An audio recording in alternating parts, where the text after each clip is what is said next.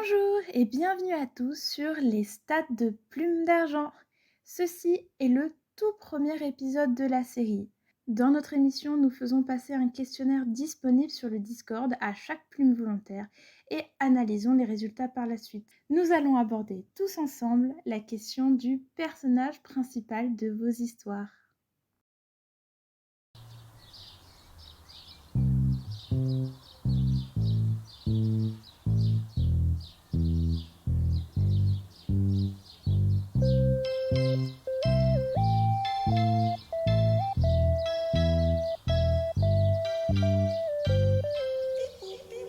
Les stats de PA par Camis sur Radio PA.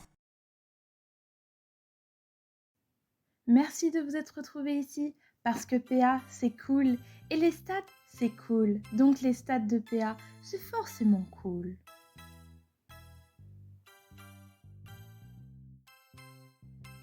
Nous avons récolté 59 réponses de la part d'au moins 25 païens différents, sans compter nos petits païens anonymes. Et heureusement pour moi, vous avez tous voulu répondre au questionnaire. Et tout de suite, notre première question avec le genre des personnages et des auteurs. Sans surprise, nous avons une majorité de personnages et d'auteurs féminins. En ce qui concerne l'âge, nous avons une belle médiane à 19 ans, tandis que la moyenne, influencée grandement par les personnages immortels, navigue dans la centaine d'années. Et c'est pour ça qu'il faut faire des médianes. Merci Dewen. Nous avons ensuite l'orientation romantique des personnages, plutôt bien répartie dans l'ensemble de nos catégories. Et malgré une majorité de personnages féminins, la plupart d'entre elles semblent s'intéresser aux femmes.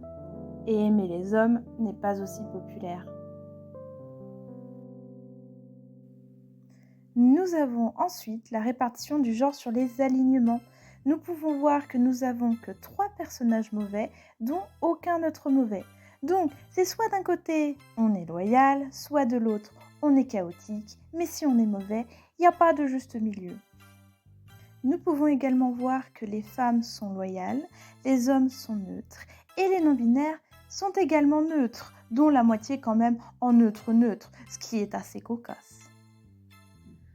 Toujours dans la suite des choses, la répartition du genre sur les archétypes. En bleu, nous avons les femmes, en rouge, nous avons les hommes, et en jaune, nous avons le parapluie des non-binaires. Ce qu'il faut retenir de ce beau graphique, c'est qu'il n'y a pas de femmes sages, il n'y a pas d'hommes explorateurs, les non-binaires sont bien répartis, mais malheureusement, on ne peut rien en tirer. Les amoureux et rebelles sont des hommes, et les innocentes et les exploratrices sont des femmes.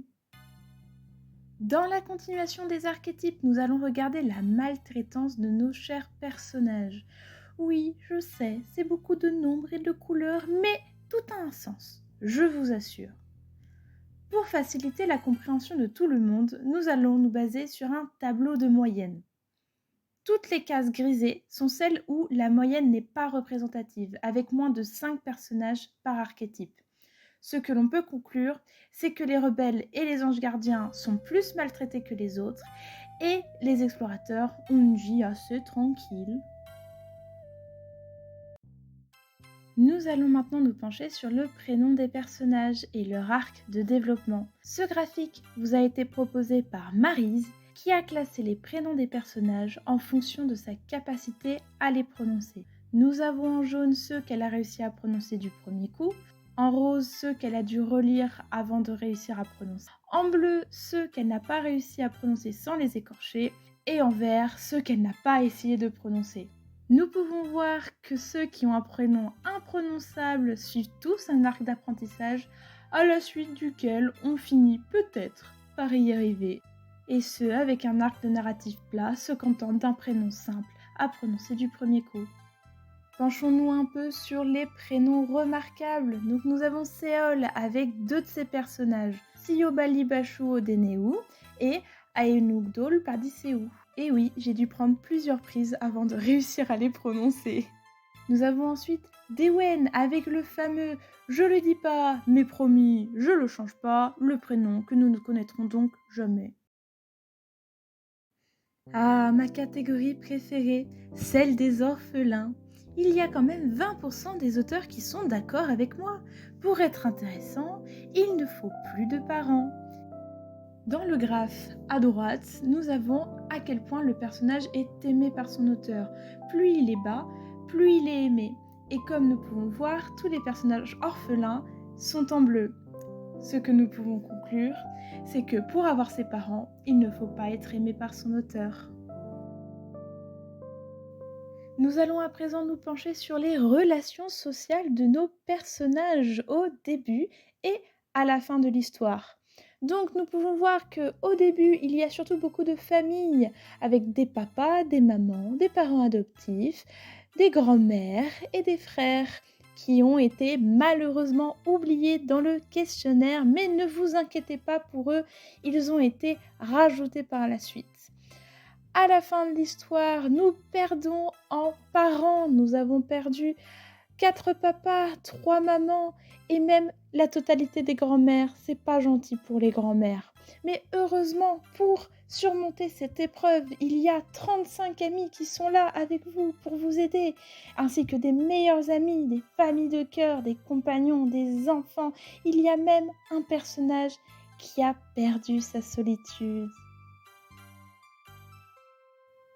Dans les arcs narratifs, nous n'avons pas vraiment le choix, avec comme possibilité l'apprentissage, la progression, la désillusion et peut-être, si on a de la chance, la rédemption.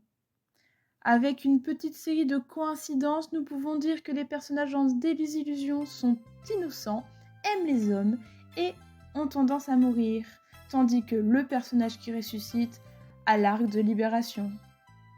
Il y avait donc quelque chose au bout du tunnel.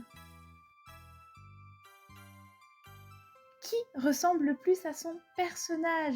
C'est ce que nous allons découvrir avec le classement super magique de compatibilité que j'ai créé. Donc, en première place, nous avons Maryse avec son personnage Alice. En seconde place, nous avons Syl et son personnage Caitlin.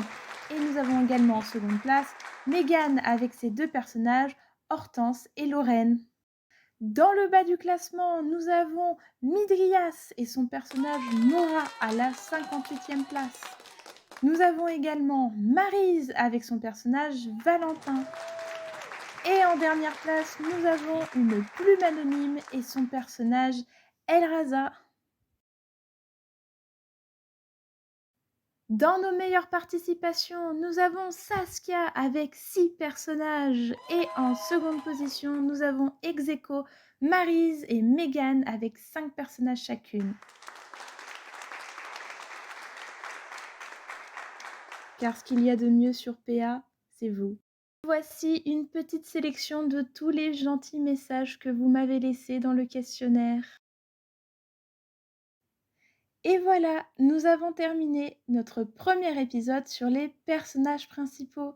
Merci pour votre participation, car sans vous, les stades de PA n'existeraient pas. Je remercie également Maryse et Séol pour leur aide, et je vous dis à bientôt dans un nouvel épisode des statistiques de plumes d'argent.